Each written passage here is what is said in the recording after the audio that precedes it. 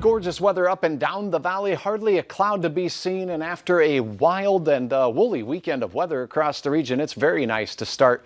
Still summer-like, still comfortable out there. A little bit of a breeze as well out at Hector right now. We have some gusts over 20 miles per hour. Our temperature hovering right at that 80-degree mark. A little warmer in Moorhead, and we are extremely dry as well with dew points that are sneaking down into the 30s.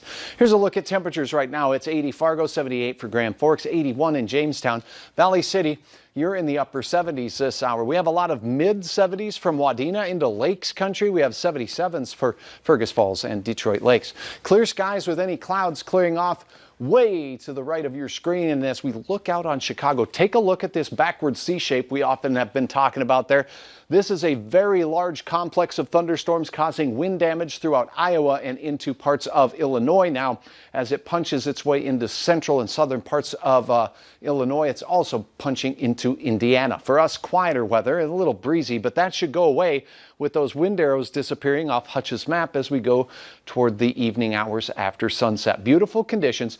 Because we are so dry, there are dew point temperatures in the 30s. That's more typical of late fall or even into the winter season.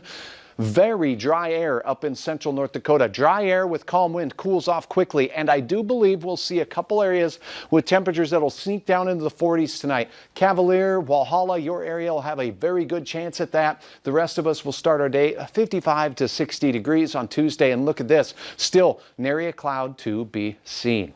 As we go through the morning hours, we'll start warming up. We'll have a little bit of a south breeze, but once again, delightful weather. The majority of us will see this delightful weather last into our afternoon. Lakes Country near 80s.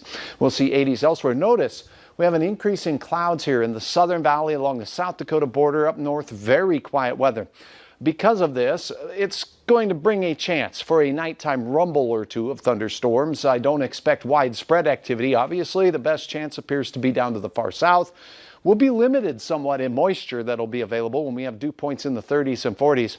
This will have to come with its own moisture, and it likely will bring a little, but we'll keep you up to date with the latest on that as we go through your terrific Tuesday. Fargo starts out 59 degrees, temperatures warming through 70. By your lunch hour, we'll be on our way towards 80 degrees, mid-80s for the afternoon. Here's that increase in clouds I was speaking of. That'll carry us into the evening. Taking a look at our sunrise sunset data. 6:20 in the morning is when that rooster will crow.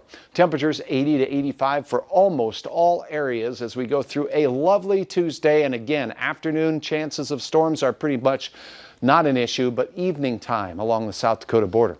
Later in the week, Thursday and Friday, that heat and humidity returns. More on that in a second.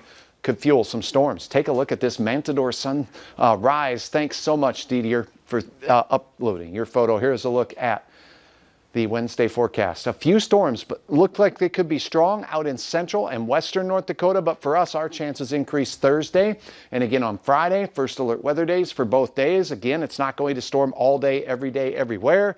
But storms that do form in the heat and humidity will be robust. Temperatures in the mid-80s until we get into the weekend. Then look at this, Andrea, a change for this upcoming weekend. Looks quiet.